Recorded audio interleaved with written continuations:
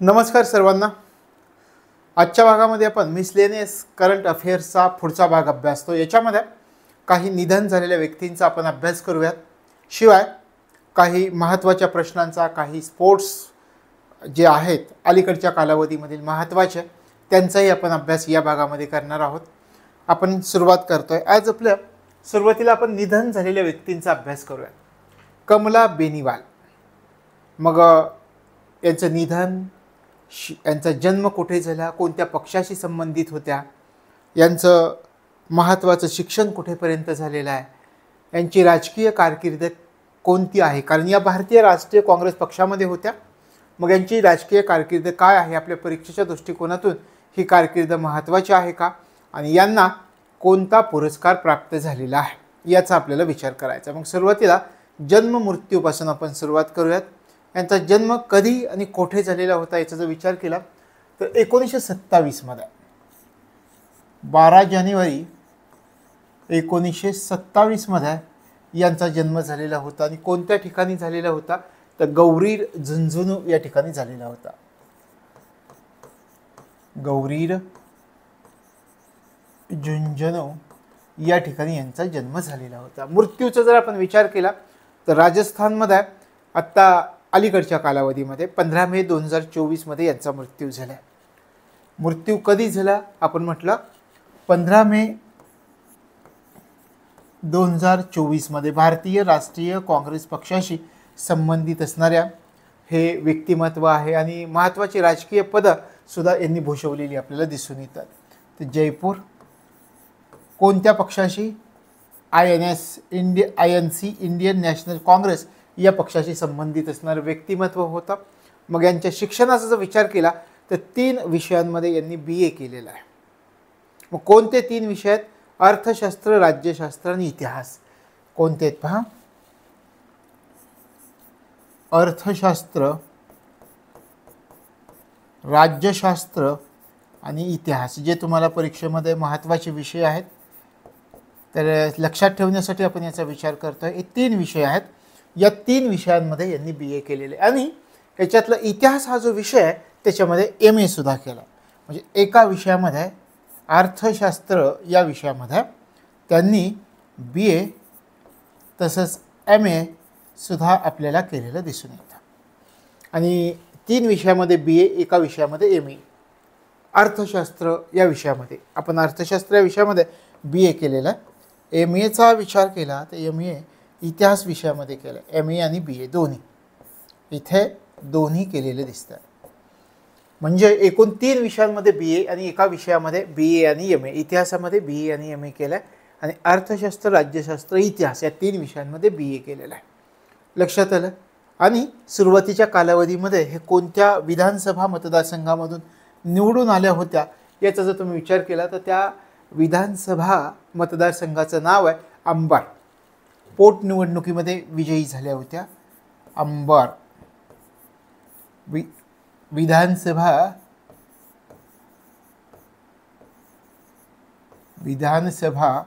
मतदारसंघ इथून या निवडून आलेल्या आहेत. अंबर विधानसभा मतदारसंघामधून निवडून आलेल्या आहेत. पोटनिवडणुकीमध्ये या निवडून आलेल्या होत्या. आता आपल्या परीक्षेच्या दृष्टिकोनातून आपण विचार करूयात की यांनी कोणकोणती महत्त्वाची राजकीय पदं भूषवलेली होती. यांच्या बाबतीत काही गोष्टी आपल्याला परीक्षेमध्ये विधानांच्या दृष्टिकोनातून महत्त्वाच्या आहेत. म्हणजे कोणत्या? त्या राजस्थानच्या पहिल्या महिला मंत्री म्हणून ओळखल्या जातात. शिवाय राजस्थानचं उपमुख्यमंत्रीपदसुद्धा भूषवलं आहे. म्हणजे काय तर कोणत्या राज्याशी संबंधित होत्या तर राजस्थान राज्याशी संबंधित होत्या. हे आपल्या लक्षात येतं. त्यांचा मृत्यूसुद्धा त्याच ठिकाणी झालेला आहे. आणि जयपूर जिल्हा जो आहे त्या ठिकाणावरून ह्या 7 वेळा आमदार म्हणून निवडून आले. सर्वात जास्त आमदार म्हणून कोठून निवडून आल्या तर जयपूर मतदारसंघ 7 वेळा आमदार म्हणून त्या निवडून आलेल्या आपल्याला दिसून येतात. लक्षात आलं. आणि आपण काय म्हटलं की राजस्थानच्या पहिल्या महिला मंत्री म्हणून त्यांना ओळखलं जातं. आता या ठिकाणी आपण पाहूयात. पुढच्या पेजवरती घेऊयात.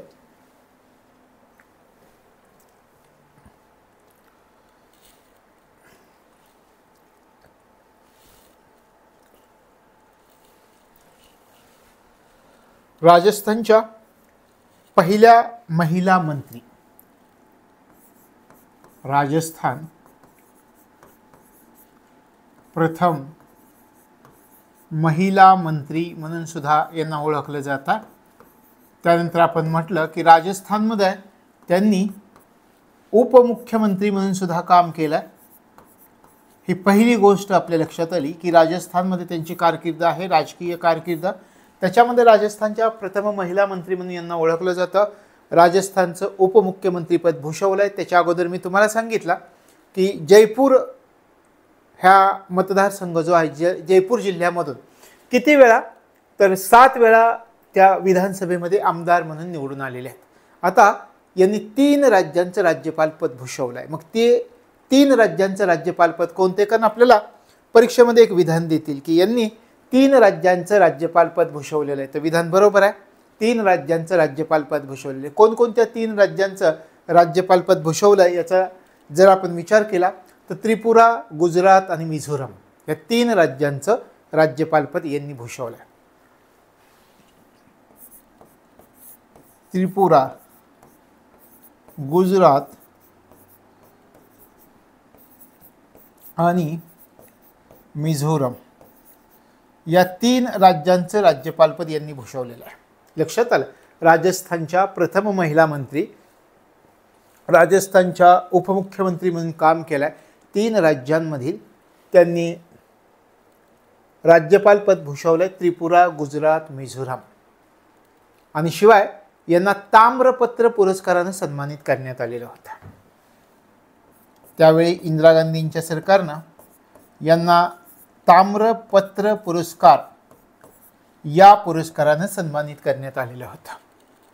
का ताम्रपत्र पुरस्काराने का सन्मानित करण्यात आले इंदिरा गांधींच्याकडून, तर स्वातंत्र्य लढ्यामध्ये कमला बेनीवाल यांनी जे योगदान दिलेलं होतं त्या योगदानाबद्दल या कमला बेनीवाल यांना इंदिरा गांधींच्याकडून ताम्रपत्र पुरस्काराने सन्मानित करण्यात आलेलं होतं.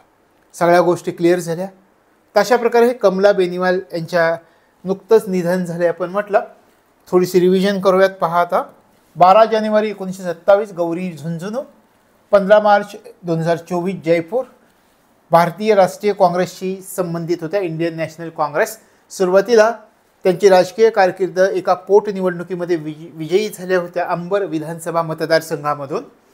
त्याच्यानंतर जयपूर जिल्ह्यामधून त्या 7 वेळा आमदार म्हणून निवडून आलेल्या आहेत. त्यांच्या शिक्षणाचा जर विचार केला तर 3 विषयामध्ये BA केलं आहे, अर्थशास्त्र, राज्यशास्त्र, इतिहास. एका विषयामध्ये MA केलं आहे, इतिहास या विषयामध्ये त्यांनी MA केलं आहे. शिवाय त्यांच्या राजकीय कारकिर्दीचा जर विचार केला तर राजस्थानच्या त्या प्रथम महिला मंत्री म्हणून ओळखल्या जातात. राजस्थानचं उपमुख्यमंत्री पद त्यांनी भूषवलं आहे.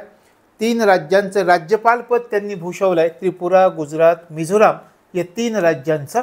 आणि या ठिकाणी त्यांना इंदिरा गांधींच्या वतीनं ताम्रपत्र पुरस्कारानं पण सन्मानित करण्यात आलं, कारण त्यांनी स्वातंत्र्य लढ्यामध्ये जे योगदान दिलं त्या योगदानाबद्दल या कमला बेनीवाल यांना इंदिरा गांधींच्या वतीनं ताम्रपत्र पुरस्कारानं सन्मानित करण्यात आलेलं आहे. लक्षात आलं. आता याच्यावरती संभाव्य प्रश्न कसा असेल त्याचा आपण विचार करूया. कमला बेनीवाल यांचं नुकतंच निधन झालं. यांच्याबद्दल खालील विधानांचा विचार करून योग्य पर्यायाची निवड करा. या जयपूर विधानसभा जागेवरून पोटनिवडणुकीत विजयी झाल्या होत्या. आपण काय म्हटलं होतं, पहिल्यांदा कोठून पोटनिवडणुकीमध्ये विजयी झाल्या, अंबर विधानसभा मतदारसंघ असं म्हटलं होतं का, म्हणजे विधान चुकलंय. पहा, यांनी 3 राज्यांचं राज्यपालपद भूषवलं आहे. हो, आपल्याला माहिती आहे 3 राज्यांचं राज्यपालपद भूषवलं आहे. कोणत्या 3 राज्यांचं राज्यपालपद भूषवलं होतं, त्रिपुरा, गुजरात आणि मिझोराम या 3 राज्यांचं राज्यपालपद भूषवलं आहे. म्हणजे फक्त दुसरं विधान बरोबर आहे हे आपलं उत्तर असणार आहे. लक्षात आलं. तर हे आपण पाहिलं होतं सुरुवातीला की पोटनिवडणुकीमध्ये अंबर विधानसभा मतदारसंघामधून त्या सुरुवातीला विजयी झाल्या होत्या. पण इथं काय म्हटलं तर या जयपूर विधानसभा जागेवरून पोटनिवडणुकीत विजयी झाल्या होत्या, म्हणजे इथे अंबर पाहावं होतं, तर ते बरोबर होतं विधान, म्हणजे हे चुकलेलं आहे. लक्षात आलं. तर अशा प्रकारे आपल्याला प्रश्न विचारले जातील. त्यानंतर आणखी एक प्रश्न पहा. कमला बेनीवाल यांचं नुकतंच निधन झालं, यांच्याबद्दल खालील विधानांचा विचार करून योग्य पर्यायाची निवड करा. पहिलं विधान कोणतं आहे ते पहा. यांना राजस्थानच्या पहिल्या महिला मंत्री म्हणून ओळखलं जातं. पहिल्या महिला म्हणूयात आपण. पहिल्या महिला मंत्री म्हणून ओळखलं जातं. आणि त्याच्यानंतर दुसरं विधान पहा, यांनी इतिहास या विषयामध्ये MA ची पदवी प्राप्त केली. हो, इतिहास या विषयामध्ये MA ची पदवी आणि 3 विषयांमध्ये BA ची पदवी प्राप्त केलेली होती. कोणते 3 विषयामध्ये BA ची पदवी प्राप्त केली होती? आपण म्हटलं होतं अर्थशास्त्र, राज्यशास्त्र आणि इतिहास या 3 विषयामध्ये BA ची पदवी प्राप्त केली होती आणि इतिहास या विषयामध्ये MA ची सुद्धा पदवी प्राप्त केलेली होती. म्हणजे दोन्ही विधानं बरोबर आहेत हे आपलं उत्तर आहे. 1 व 2 दोन्ही विधानं बरोबर. 3 नंबरचं ऑप्शन आपल्याला या ठिकाणी मिळतं. लक्षात आलं. म्हणजे सुरुवातीला आपण निधन झालेली व्यक्ती अभ्यासली आणि त्याच्यानंतर प्रश्न कसे येतील परीक्षेमध्ये त्याचाही आपण अभ्यास केला. आता पुढच्या निधन झालेल्या व्यक्तीबद्दल आपण अभ्यास करूयात. लक्षात आलं. कमला बेनीवाल यांचं नुकतंच निधन झालं आहे. आपण म्हटलं राजस्थानमध्ये.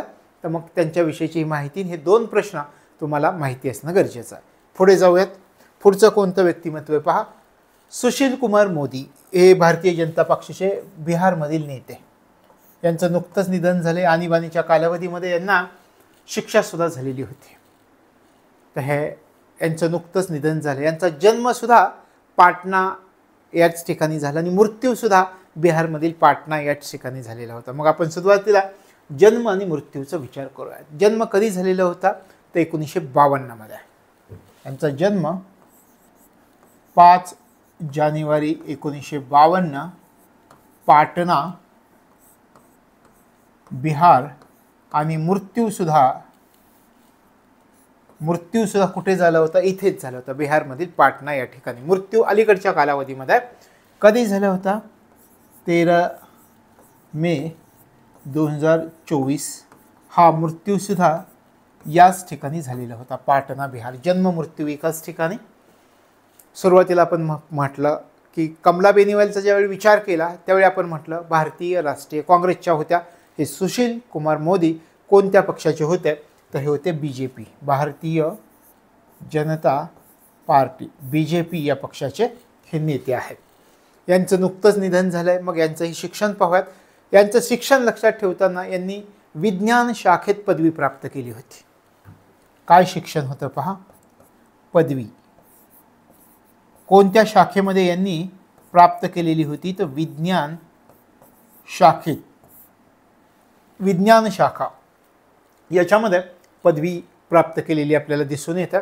त्याच्यानंतर आता त्यांनी बिहारमध्ये जी त्यांची राजकीय कारकीर्द झाली त्याच्यामध्ये कोणकोणती महत्त्वाची पदं भूषवली. मग संसदेमध्ये पण ते खासदार म्हणून राज्यसभेवर आले होते का? लोकसभेवर आले होते का? विधान परिषद, त्यानंतर बिहारच्या जर प्रत्यक्षात विचार केला तर विधान परिषदेचे सदस्य होते का? विधानसभेचे किती वेळा सदस्य होते?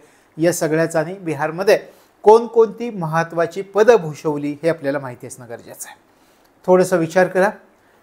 1-2 गोष्टी याच्यामध्ये कॉमन आहेत. काय?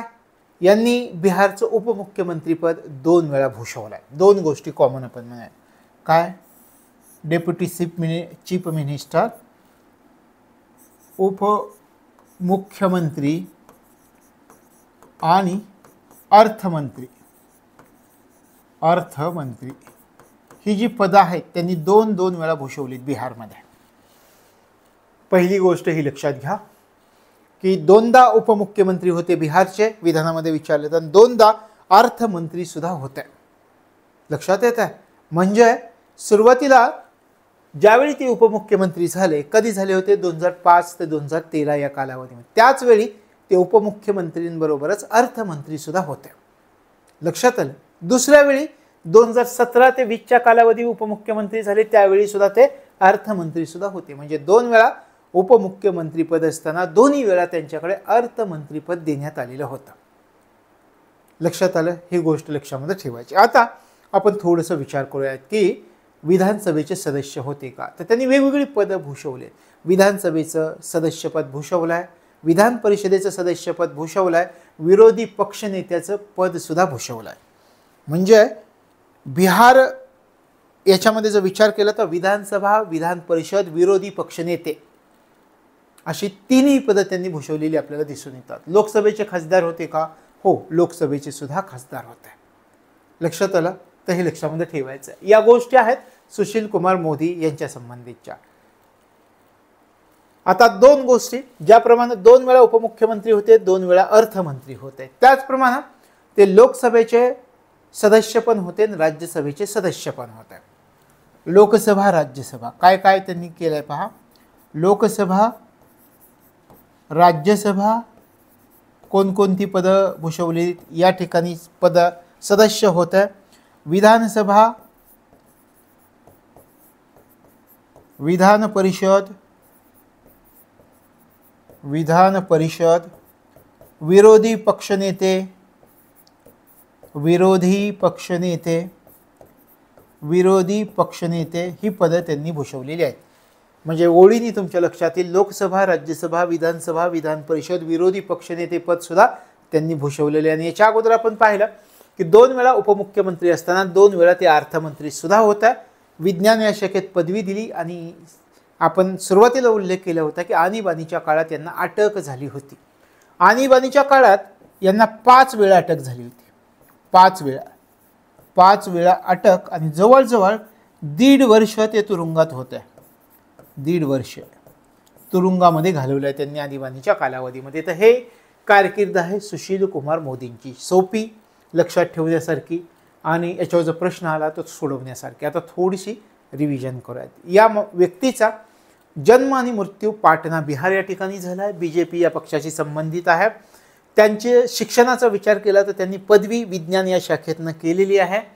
ते 2 वेळा उपमुख्यमंत्री पद होते बिहारचे. ते 2 वेळा उपमुख्यमंत्री पद असताना त्यांच्याकडे त्याच वेळी त्यांनी 2 वेळा अर्थमंत्री पद सुद्धा भूषवलेलं आहे. लोकसभा सदस्य, राज्यसभा सदस्य, विधानसभा, विधान परिषद, विरोधी पक्षनेते अशा प्रकारे सर्व पदं त्यांनी भूषवलेली आहे. या चारीचे सदस्य होते, लोकसभेचे, राज्यसभेचे, विधानसभेचे, विधान परिषदेचे चारीचे सदस्य, शिवाय विरोधी पक्षनेत्याचं पद सुद्धा त्यांनी भूषवलेलं आहे.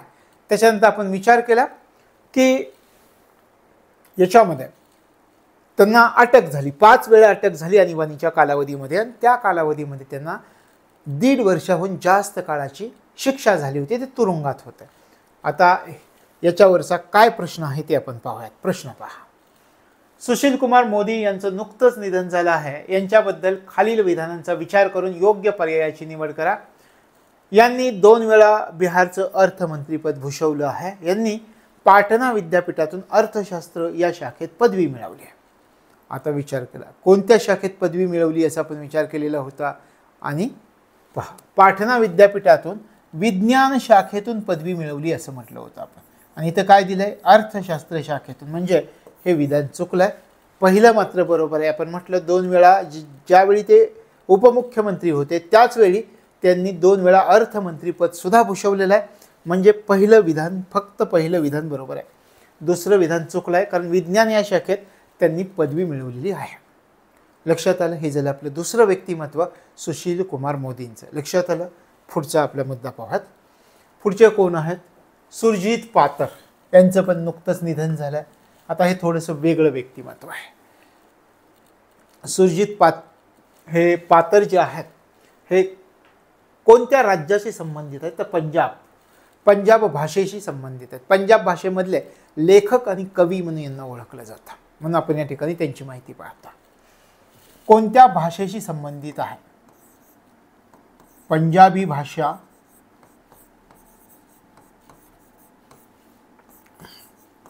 लेखक व कवी म्हणून यांना ओळखलं जातं.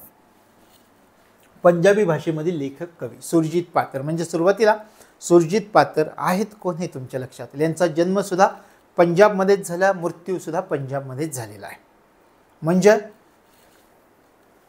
आता या 2 गोष्टी तुमच्या लक्षात आल्या. थोडक्यात त्यांची माहिती पाहूया. त्यांच्या मूळ नावाचा जर तुम्ही विचार केला तर सुरजीत सिंग हुंजन असं त्यांचं नाव आहे.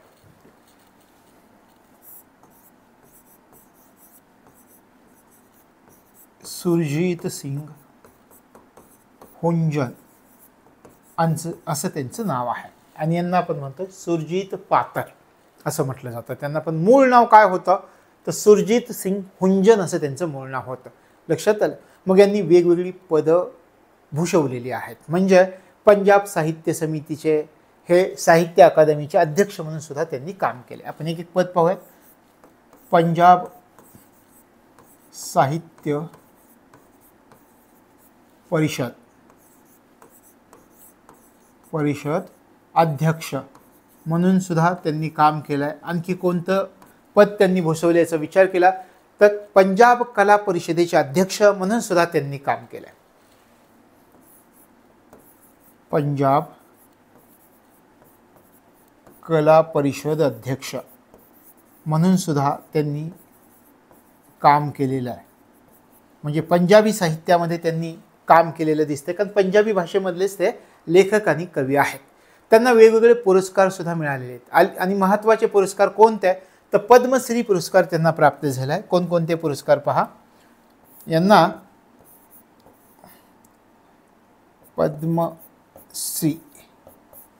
पद्मश्री पुरस्कार प्राप्त झाला. कधी झाला होता पद्मश्री पुरस्कार प्राप्त? 2012 मध्ये. यांना कुसुमाग्रज पुरस्कार सुद्धा प्राप्त झाला. कुसुमाग्रज साहित्य पुरस्कार महत्वाचा. कुसुमाग्रज साहित्य पुरस्कार कधी प्राप्त झालाय? कुसुमाग्रज साहित्य पुरस्कार तर हा पुरस्कार त्यांना 2014 मध्ये प्राप्त झालेला आहे. तशा प्रकारे हे सुरजित पातर आहेत. महत्त्वाचे पुरस्कार मी तुम्हाला सांगितला. पद्मश्री, कुसुमाग्रज साहित्य पुरस्कार. मग त्यांना आणखी वेगवेगळे पण पुरस्कार मिळालेत, पण त्यातले आणखी महत्त्वाच्या पुरस्काराचा जर आपण विचार केला तर सरस्वती सन्मान सुद्धा त्यांना प्राप्त झाला आहे 2009 मध्ये. सरस्वती सन्मान हा सुद्धा त्यांना प्राप्त झालेला दिसतो 2009 मध्ये. लक्षात आलं. शिवाय पंजाब साहित्य अकादमीचा पण पुरस्कार प्राप्त झाला. ते आहेत सुरजीत पातर, पंजाबी भाषेतील लेखक आणि कवी. त्यांचं मूळ नाव सुरजीत सिंग हुंजन. पंजाब साहित्य परिषदेचे अध्यक्ष म्हणून त्यांनी काम केलं आहे. पंजाब कला परिषदेचे अध्यक्ष म्हणून त्यांनी काम केलं आहे. त्यांना वेगवेगळे पुरस्कार प्राप्त झालेले आहेत. पद्मश्री पुरस्कार 2012 मध्ये. कुसुमाग्रज साहित्य पुरस्कार 2014 मध्ये त्यांना प्राप्त झाला आहे. सरस्वती सन्मान 2009 मध्ये त्यांना प्राप्त झालेला आहे. तर असे वेगवेगळे पुरस्कार त्यांना. शिवाय आणखी एक पुरस्कार तुम्हाला या ठिकाणी लक्षात येईल की साहित्य अकादमी पुरस्कार हा सुद्धा त्यांना 1993 मध्ये प्राप्त झालेला होता. ते आहेत सुरजीत पातर. लक्षात आलं. आता यांच्यावरती कसे प्रश्न विचारले गेलेत ते आपण अभ्यासूयात. हे पहा. पहिला प्रश्न. सुरजीत पातर यांचं नुकतंच निधन झालं आहे. यांच्याबद्दल खालील विधानांचा विचार करून योग्य पर्यायाची निवड करा. पहिलं विधान. यांना 2014 मध्ये पद्मश्री पुरस्कार प्राप्त झाला आहे. यांना 2012 मध्ये कुसुमाग्रज साहित्य पुरस्कार प्राप्त झाला. कसं फसवलंय पहा. या ठिकाणी दोन्ही विधानं चुकली. हे पण चुकलं, हे पण चुकलंय. कारण 2012 मध्ये यांना पद्मश्री पुरस्कार प्राप्त झाला आणि 2014 मध्ये यांना कुसुमाग्रज साहित्य पुरस्कार प्राप्त झाला. 2009 मध्ये सरस्वती सन्मान आणि साहित्य अकादमीचा पुरस्कार त्यांना कधी प्राप्त झालेला होता? 1993 मध्ये. म्हणजे महत्त्वाचे पुरस्कार आपण चर्चा केली. इथे आपल्याला दिसतं की उलटं सुलटं केलं आहे की पद्मश्री पुरस्कार जो 2012 ला मिळाला होता तो 2014 ला केला आणि कुसुमाग्रज साहित्य पुरस्कार 2014 ला मिळाला होता 2012 ला केला. लक्षात आलं. कसं फसवतील तर हे लक्षात ठेवा. दोन्हीही विधानं चूक आहेत. चौथा ऑप्शन आपला असणार आहे. 1 व 2 दोन्ही विधानं चूक असणार आहेत. लक्षात आलं. पुढचा प्रश्न पाहूयात. यांच्याच विषयी. सुरजीत पातर यांचं नुकतंच निधन झालं आहे. यांच्याबद्दल खालील विधानांचा विचार करून योग्य पर्यायाची निवड करा. यांना पंजाबी भाषेतील लेखक आणि कवी म्हणून ओळखलं जातं. त्यांनी पंजाबी साहित्य अकादमीचे अध्यक्ष तसेच पंजाबी कला परिषदेचे अध्यक्ष म्हणून सुद्धा काम केलेलं आहे असं विचारलं आहे. तर दोन्ही विधानं बरोबर आहेत हे आपल्या लक्षात येतं. तिसरा ऑप्शन आपल्याला निवडावा लागेल. कारण पंजाबी भाषेतील लेखक आणि कवी आहेत असा आपण सुरुवातीलाच उल्लेख केला. शिवाय पंजाबी साहित्य अकादमीचे अध्यक्ष आणि पंजाब कला परिषदेचे अध्यक्ष म्हणून सुद्धा त्यांनी काम केलंय याचा सुद्धा आपण विचार केला. तर अशा प्रकारे 3 निधन झालेल्या व्यक्तींचा आपण अभ्यास केला. लक्षात आलं व्यवस्थित. तर ह्या 3 निधन झालेल्या व्यक्ती मग 5 ते 6 दिवसामध्ये आपल्या सगळ्या निधन झालेल्या व्यक्ती तुमच्या संपलेल्या असतील जानेवारी ते जूनच्या दरम्यानच्या. लक्षात आलं. आणि काय करायचं की तुम्हाला हे जे प्रश्न दिलेले आहेत खाली त्या नोट्सच्या खाली MCQच्या स्वरूपात तर ते सोडवण्याचे प्रयत्न केले तर तुमचं तोंडपाठ होऊन जाईल. पुढचा आपला मुद्दा घेऊयात. आपला पुढचा मुद्दा आहे WPL वुमेन्स प्रीमियर लीग, महिला प्रीमियर लीग. ज्याप्रमाणे IPL आहे इंडियन प्रीमियर लीग पुरुषांचं, त्याप्रमाणे महिलांचं महिला प्रीमियर लीग आहे, वुमेन्स प्रीमियर लीग. आता याच्यामध्ये एक एक गोष्ट कोणी जिंकली आहे माहिती आहे तुम्हाला? 2024ची स्पर्धा WPL 2024 कोणी जिंकलेली आहे? RCBने जिंकली आहे. RCB, royal Challengers Bengaluru. पहिल्यांदाच असं झालं की रॉयल चॅलेंजर्स बेंगळुरूमध्ये. आणि याच्यामध्ये किती संघ सहभागी झाले होते याचा जर तुम्ही विचार केला, याच्यामध्ये 5 संघ सहभागी झाले होते या महिला प्रीमियर लीगमध्ये. कोणी जिंकली? RCBने जिंकलेली, रॉयल चॅलेंजर्स बेंगळुरू यांनी जिंकलेली. उपविजेता संघ कोणता होता? उपविजेता संघाचा जर विचार केला तो उपविजेता संघ होता दिल्ली कॅपिटल्स, DC. हां, उपविजेता संघ दिल्ली कॅपिटल्स आणि विजेता संघ विनर RCB आणि रनरअप कोण आहे? दिल्ली कॅपिटल्स. अशा प्रकारे हे 2 संघ. लक्षात आलं? वुमेन्स प्रीमियर लीग 2024ची स्पर्धा झाली आहे. विजेता संघ आपण म्हटलं रॉयल चॅलेंजर्स बेंगळुरू आणि उपविजेता संघ दिल्ली कॅपिटल आहे, हे सुरुवातीला लक्षात ठेवा. आणि ह्या बेंगळुरूची कर्णधार कोण होती? रॉयल चॅलेंजर्स बेंगळुरूची स्मृती मंधानाचं नाव तुम्ही ऐकलेलं असेल. स्मृती मंधाना असं सुद्धा त्यांना म्हटलं जातं. तर स्मृती मंधाना याच्या कर्णधार होत्या की जो संघ विजेता ठरलेला आहे रॉयल चॅलेंजर्स बेंगळुरूचा. लक्षात आलं? तशा प्रकारे फेब्रुवारी ते मार्च 2024 दरम्यान ही महिला प्रीमियर लीग पार पाडली होती. एकूण 5 संघांचा सहभाग होता. त्याच्यामध्ये विजेता आणि उपविजेता संघ कोणता हे आपल्याला माहिती असणं गरजेचं आहे. आणि मग आत्तापर्यंत वुमेन्सचा जर विचार केला तर वुमेन्स प्रीमियर लीगची ही दुसरी आवृत्ती होती. लक्षात आलं? सर्वाधिक धावा कोणत्या महिला खेळाडूनं केल्या आणि किती केल्या हे आपल्याला माहिती असणं गरजेचं आहे. एलिस पेरी नाव आहे त्यांचं. आपण म्हणूया त्या ठिकाणी सर्वाधिक धावा. सर्वाधिक धावा करणारी खेळाडू कोण आहे? एलिस पेरी त्यांचं नाव आहे. Ellyse Perry. कोणत्या संघाच्या त्या आहेत? RCBच्या आहेत. सर्वात जास्त धावा करणारी खेळाडू एलिस पेरी, RCB. किती धावा केल्या यांनी? सगळ्यात जास्त 347 धावा या स्पर्धेमध्ये केल्या एलिस पेरी. 347 धावा त्यांनी केलेल्या आहेत. लक्षात आलं? सर्वाधिक धावा केल्या एलिस पेरी, RCB. साहजिकच आहे. सर्वाधिक विकेट्स घेणारी खेळाडू कोण ठरलेली आहे महिला प्रीमियर लीगमध्ये? त्यांचं नाव आहे श्रेयंका पाटील.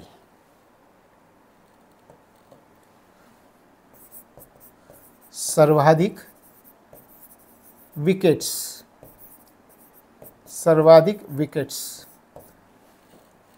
श्रेयंका पाटील असं त्यांचं नाव आहे. 13 विकेट्स त्यांनी घेतल्यात.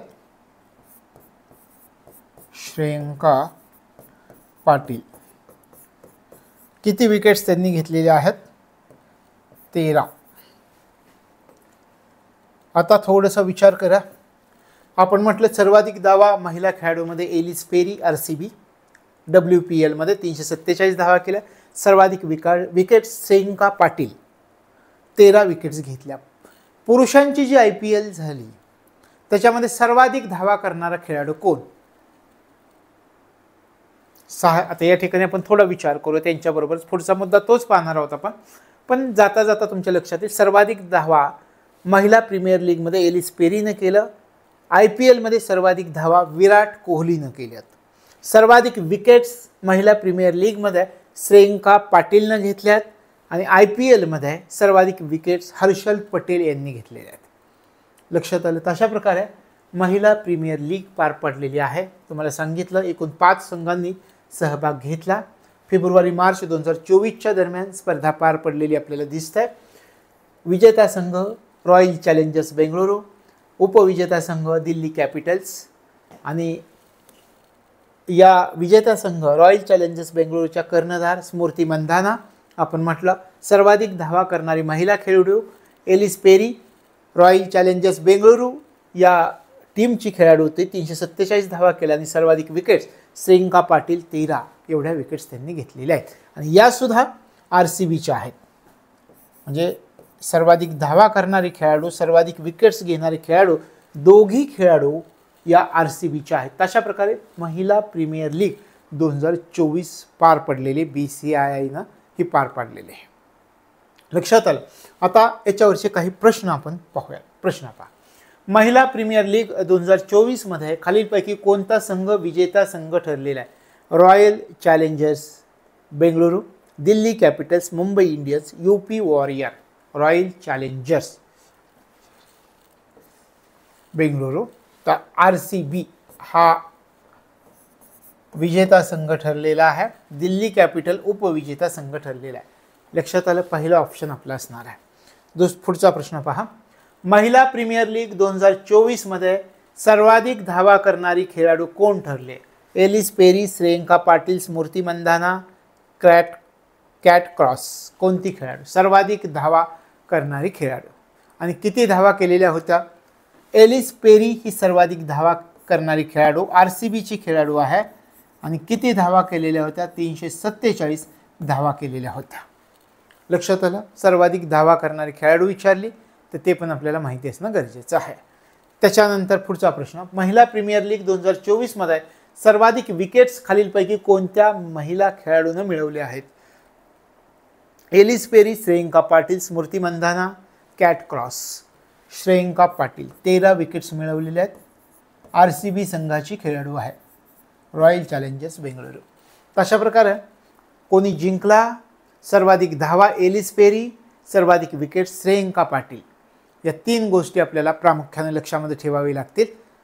आता आपण पुढे जाऊयात. आता WPLचा आपण विचार केला, महिला IPLचा आपण विचार केला, वुमेन्स प्रीमियर लीगचा. आता आपल्याला कशाचा विचार करायचा पहा. इंडियन प्रीमियर लीग IPL 2024 स्पर्धा. याच्यात थोडीशी जास्त माहिती आपल्याला घ्यावी लागणार आहे. आपण एक एक विचार करूयात. IPL स्पर्धा पार पडली आहे मार्च 2024 मध्ये. मार्च ते मे 2024 मध्ये. कितवी IPL स्पर्धा पार पडली 2024 मध्ये? 17वी. विधानामध्ये जर तुम्हाला एखादं विचारलं की 17वी, 15वी, 16वी, कधी तर 17वी IPL स्पर्धा 2024 मध्ये पार पडली. लक्षात आलं. विजेता संघ कोणता? उपविजेता संघ कोणता? आता आपण या ठिकाणी पाहूयात. विनर विजेता संघ आपण म्हणूयात कोणता आहे? KKR, Kolkata Knight riders. KKR हा विजेता संघ आहे. उपविजेता संघ कोणता आहे? उपविजेता सेकंड नंबरला कोण आहे? सनरायझर्स हैदराबाद असं त्यांना म्हटलं जातं. म्हणजे याला शॉर्ट फॉर्मचा जर आपण विचार केला तर SRH एकदा बघावं लागेल, पण SRHच आहे. सनरायझर्स हैदराबाद. लक्षात आलं. इंडियन प्रीमियर लीग स्पर्धा पार पडली आहे. आपण विचार केला कधी पार पडली आहे? मार्च ते मे 2024 या कालावधीमध्ये पार पडली आहे. विनर कोण आहे याच्यामध्ये? Kolkata Knight riders KKR. आणि सेकंड कोण आहे? उपविजेता संघ सनरायझर्स हैदराबाद हा उपविजेता संघ आहे. महिला प्रीमियर लीगमध्ये 5 टीम सहभागी झाल्या होत्या. याच्यामध्ये किती टीम सहभागी झाल्या होत्या IPL मध्ये? तर 10 संघ. महिला प्रीमियर लीगमध्ये 5 संघ होते. IPL मध्ये 10 संघ असलेले आपल्याला दिसतात, त्याच्यात दुप्पट. लक्षात आलं. अंतिम सामना कोणत्या ठिकाणी पार पडला? अंतिम सामना चेन्नईला झालाय. अंतिम सामना हा जो झाला चेन्नई या ठिकाणी अंतिम सामना चेन्नई या ठिकाणी अंतिम सामना पार पडलेला आहे. लक्षात आलं. इंडियन प्रीमियर लीग 2024 17वी स्पर्धा पार पडली. 10 संघ होते. जिंकलेला संघ कोलकाता नाईट रायडर्स शाहरुख खानच्या मालकीचा. Second Sunrisers Hyderabad. आणि कोठे अंतिम सामना पार पडला? तर चेन्नई या ठिकाणी अंतिम सामना पार पडला. आता KKRनं ही स्पर्धा जिंकली आहे. आत्तापर्यंत कितव्या वेळा ही स्पर्धा KKRनं जिंकलेली? तर 3 वेळा. 3 वेळा ही स्पर्धा KKRनं जिंकलेली आत्तापर्यंत. लक्षात आलंय. पुरस्कार किती मिळतो IPL मध्ये? प्रथम संघ जो जिंकला आहे त्याला 20 कोटी. प्रथम संघ विजेत्या संघाला 20 कोटी मिळतात. आणि उपविजेता संघ जो असतो त्याला 12.5 कोटी मिळतात. 12.5 कोटी. 12.5 कोटी. उपविजेता संघाला. तर एवढं बक्षीस मिळतं हे पण तुमच्या लक्षात आलं पाहिजे. तर अशा प्रकारे इंडियन प्रीमियर लीग स्पर्धा पार पडली आहे, तुमच्या लक्षात आलं. आता याच्यामध्ये जे पुरस्कार दिले गेले त्यांचा आपण विचार करूयात. कोणकोणते पुरस्कार दिले गेले पुढच्या पेजवरती आपण त्याचा विचार करूयात की कोणते पुरस्कार प्राप्त झालेले आहेत. तर इंडियन प्रीमियर लीग मधले पुरस्कारांचा जर विचार केला तर सुरुवातीला सर्वात मौल्यवान खेळाडू, सर्वात कोण आहे,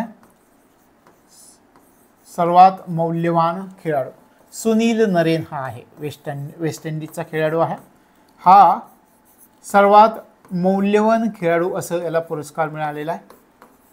सर्वात मौल्यवान खेळाडू कोण? सुनील नरेन. सर्वाधिक धावा आपण याच्या मागेही पाहिलं होतं. सर्वाधिक धावा करणारे खेळाडू कोण? तिकडे आहे एलिस पेरी वुमेन्समध्ये. आणि IPL मध्ये सर्वाधिक धावा करणारा खेळाडू, ऑरेंज कॅप मिळवणारा खेळाडू. सर्वाधिक धावा करणाऱ्या खेळाडूला कोणती कॅप मिळते? ऑरेंज कॅप मिळते, हे लक्षामध्ये ठेवा. Orange cap.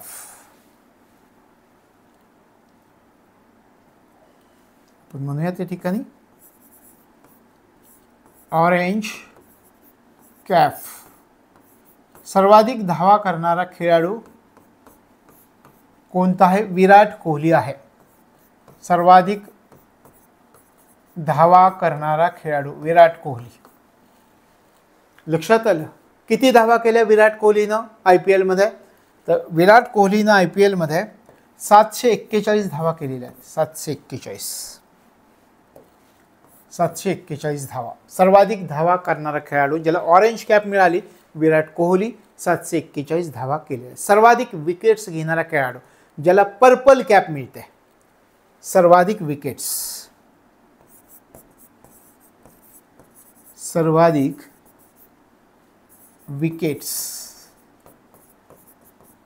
विकेट्स घेणारा खेळाडू कोण ठरलेला आहे? हर्षल पटेल.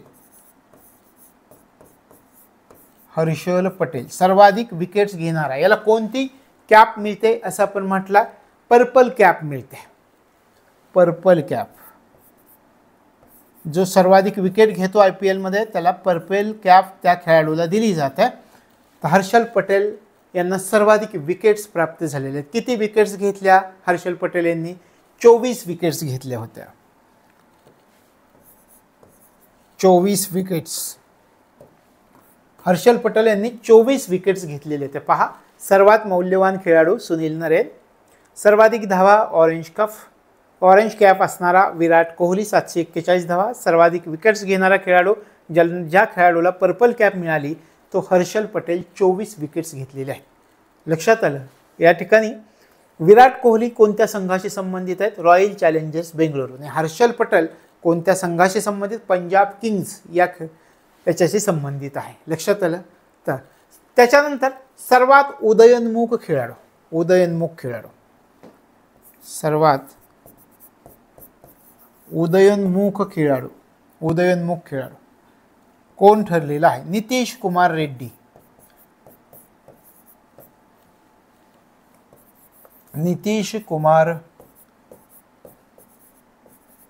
सर्वात उदयोन्मुख खेळाडू कोणता ठरलेला आहे? तर नितीश कुमार रेड्डी हा खेळाडू ठरलेला आहे. लक्षात आलं? अशा प्रकारे IPLचे हे आपल्या लक्षामध्ये ठेवायचं आहे. सर्वाधिक षटकार कोणी मारले, सर्वाधिक चौकार कोणी मारलाय हे कमी महत्त्वाचं आहे, तरी पण आपण विचार करूयात. सर्वाधिक षटकार अभिषेक शर्मा या खेळाडूने मारले. अभिषेक शर्मा. सर्वाधिक चौकार मारणारा खेळाडू कोण आहे? सर्वाधिक चौकार ट्रॅव्हिस हेड या खेळाडूने मारलेत.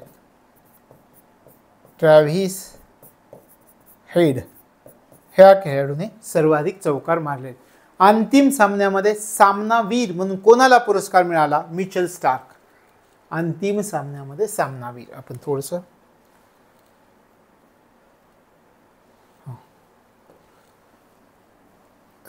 अंतिम सामनावीर असं म्हणूयात आपण. अंतिम सामना सामनावीर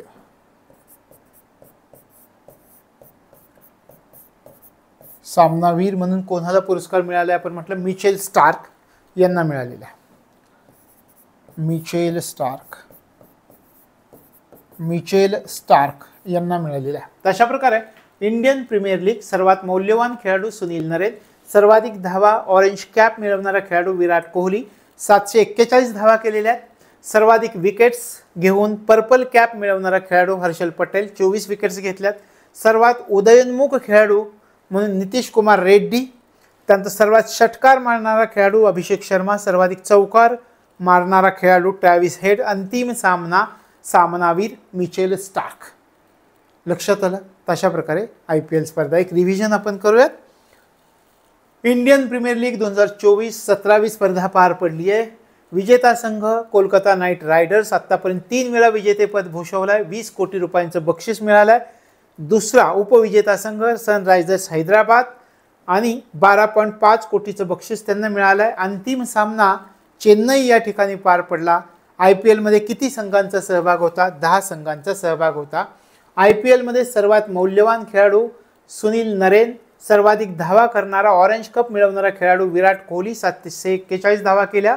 सर्वाधिक विकेट्स घेणारा आणि पर्पल कॅप मिळवणारा खेळाडू हर्षल पटेल 24 विकेट्स घेतल्या.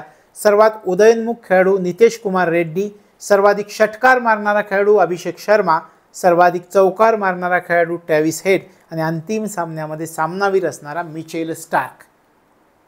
तशा प्रकारे हे आहे IPL स्पर्धा. आता याच्यावरचे प्रश्न आपण पाहूया. इंडियन प्रीमियर लीग 2024 मध्ये खालीलपैकी कोणता संघ विजेता संघ ठरलाय? Mumbai Indians, Kolkata Knight Riders, Sunrisers Hyderabad, चेन्नईचा संघ. KKR असं आपण म्हटलं होतं, कोलकाता नाईट रायडर्स. पहिल्या प्रश्नाचं आपल्या उत्तर मिळालं. इंडियन प्रीमियर लीग 2024 मध्ये सर्वात मौल्यवान खेळाडूचा मान खालीलपैकी कोणत्या खेळाडूला देण्यात आलेला आहे? आपल्या लक्षात आलं सुनील नरेन या खेळाडूला सर्वात मौल्यवान खेळाडूचा मान देण्यात आलेला आहे. लक्षात आलं. पुढच्या प्रश्नाकडे जाऊयात. खालीलपैकी कोणता खेळाडू इंडियन प्रीमियर लीग 2024 मध्ये सर्वाधिक धावा करणारा व ऑरेंज कप मिळवणारा खेळाडू ठरला? सर्वाधिक धावा करणारा खेळाडू कोण आहे? विराट कोहली आहे. त्यानंतर सर्वाधिक विकेट्स घेणारा आणि पर्पल कॅप मिळवणारा खेळाडू कोणता आहे? हर्षल पटेल 24 विकेट्स घेतल्यात. त्याच्यानंतर इंडियन प्रीमियर लीग 2024 मध्ये खालीलपैकी कोणत्या खेळाडूस अंतिम सामन्यासाठी सामनावीरचा पुरस्कार मिळाला? तर मिचेल स्टार्क यांना मिळाला आहे. तशा प्रकारे 2 स्पर्धा आपण अभ्यासल्या. कोणकोणत्या 2 स्पर्धा आपण अभ्यासलेल्या आहेत पहा. त्याच्यामध्ये आपण वुमेन्स प्रीमियर लीग आणि इंडियन प्रीमियर लीग या 2 स्पर्धांचा अभ्यास केला. लक्षात आल्या दोन्ही स्पर्धा. तर या दोन्ही स्पर्धा आपल्याला लक्षामध्ये ठेवायच्या. त्याच्यानंतर स्पोर्ट्समधली आणखी एक महत्त्वाची गोष्ट आपण अभ्यासणार आहोत की सुनील छेत्री निवृत्त झालेले आहेत. महत्त्वाचा खेळाडू सुनील छेत्री, महत्त्वाचा खेळाडू, आणि यांनी निवृत्ती पत्करली. याच्यावरती प्रश्न येऊ शकेल. 16 मे 2024ला सुनील छेत्रींनी आपल्या निवृत्तीची घोषणा केलेली आहे. घोषणा 16 मे 2024 मध्ये केलेली आहे निवृत्तीची घोषणा. यांच्याविषयी थोडीशी माहिती आपण पाहूयात. आंतरराष्ट्रीय फुटबॉलमधून यांनी निवृत्ती घेतली. कोणत्या खेळाशी संबंधित आहे? तर फुटबॉल या खेळाशी संबंधित आहे आणि आंतरराष्ट्रीय फुटबॉलमधून यांनी निवृत्तीची घोषणा केलेली आहे. आणि यांनी अखेरचा सामना, अंतिम सामना कोणत्या संघाविरुद्ध खेळला? कुवेत संघाविरुद्ध अंतिम सामना खेळला त्यांनी. आपला अंतिम सामना कोणत्या संघाविरुद्ध खेळला? अंतिम सामना कुवेत या संघाविरुद्ध खेळलेला आहे. लक्षात आलं. भारताकडून किती सामन्यामध्ये त्यांनी खेळ केलेला आहे फुटबॉलमध्ये? तर 150 सामने खेळले भारताकडून. 150 सामने त्यांनी, आणि 150 सामन्यांमध्ये किती गोल केले? 94 गोल केले त्यांनी. 150 सामन्यांमध्ये 94 गोल केले. लक्षात आलं. अंतिम सामना कुवेत बरोबर झाला.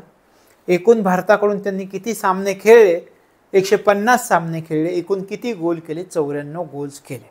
आणि यांचा जर विचार केला तर आंतरराष्ट्रीय पातळीवर मेस्सी आणि रोनाल्डो यांचा आपण विचार करतो तर मेस्सी आणि रोनाल्डो यांच्यानंतर आंतरराष्ट्रीय स्तरावरती सर्वाधिक गोल करणारा खेळाडू म्हणून सुनील छेत्रींना ओळखलं जातं. हो, हे खरं आहे. मेस्सी आणि रोनाल्डो नंतर आंतरराष्ट्रीय स्तरावरती सर्वाधिक गोल करणारा खेळाडू आहे असं जर तुम्हाला आलं तर विधान बरोबर आहे. लक्षात येत आहे, हे लक्षामध्ये ठेवायचं. तशा प्रकारे हे महत्त्वाचं व्यक्तिमत्व सिकंदराबाद तेलंगणा या ठिकाणी त्यांचा जन्म झालेला होता. तेलंगणाचा खेळाडू आणि क्लब फुटबॉलमध्ये सर्वाधिक भारतीय गोल करणारा खेळाडू आहे.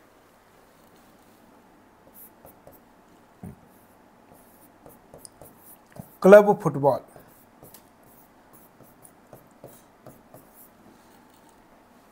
मध्ये सर्वाधिक गोल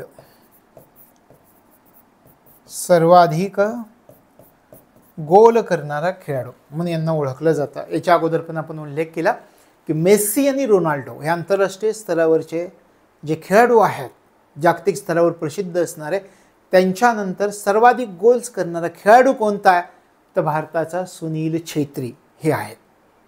लक्षात आलं. आणि क्लब फुटबॉलमध्ये सर्वाधिक गोल करणारा खेळाडू म्हणून यांना ओळखलं जातं. त्यानंतर खेलरत्न पुरस्कार मिळवणारा पहिला फुटबॉलपटू, खेलरत्न पुरस्कार मिळवणारा पहिला फुटबॉलपटू म्हणून कोणाला ओळखलं जातं तर सुनील छेत्रींना ओळखलं जातं. एकमेव फुटबॉलपटू आहे आपल्या देशामध्ये की ज्यांना खेलरत्न पुरस्कार प्राप्त झाला आहे. लक्षात आलं, हे लक्षात ठेवायचं. 7 वेळा आपण म्हणूयात या ठिकाणी 7 वेळा AIFF ऑल इंडिया फुटबॉल फेडरेशनचं 7 वेळा त्यांनी ऑल इंडिया फुटबॉल फेडरेशनचं प्लेयर ऑफ द इयर म्हणून त्यांना निवडण्यात आलेलं आहे. 7 वेळा प्लेयर ऑफ द इयर. विक्रमी 7 वेळा असं तुम्ही जर म्हणत असाल तर हो बरोबर आहे. विक्रमी 7 वेळा त्यांना सुनील छेत्रींना ऑल इंडिया फुटबॉल फेडरेशनचा प्लेयर ऑफ द इयर म्हणून निवडण्यात आलेलं आहे. 7 वेळा निवडण्यात आलेलं आहे. लक्षात आलं. 150 आंतरराष्ट्रीय सामने खेळलेत. हे जे म्हणतोय आपण 150 आंतरराष्ट्रीय सामने केले, 94 गोल केलेत. 150 आंतरराष्ट्रीय करणाऱ्या खेळाडूमध्ये जगामध्ये यांचं 8वं स्थान आहे. 8वं स्थान. 150 आंतरराष्ट्रीय सामने करणाऱ्या खेळाडूंमध्ये यांचं 8वं स्थान आहे. 8वं जगामध्ये 8वं स्थान त्यांना प्राप्त झालं आहे. लक्षात आलं. आणि पहिला भारतीय खेळाडू, पहिला भारतीय फुटबॉल खेळणारा खेळाडू ठरला आहे. तशा प्रकारे सुनील छेत्री यांनी निवृत्ती घेतली. त्यांना वेगवेगळे पुरस्कार पण मिळालेत आणि सगळे महत्त्वाचे. आपण सुरुवातीलाच म्हटलं पहिला फुटबॉलपटू की ज्याला खेलरत्न पुरस्कार मिळाला आहे किंवा एकमेव फुटबॉलपटू की ज्याला खेलरत्न पुरस्कार आहे. शिवाय अर्जुन पुरस्कार पण मिळाला आहे आणि पद्मश्री पुरस्कार पण मिळाला आहे. अर्जुन कोणकोणते पुरस्कार पहा. खेलरत्न पुरस्कार आपण पाहिला, अर्जुन पुरस्कार, पद्मश्री पुरस्कार,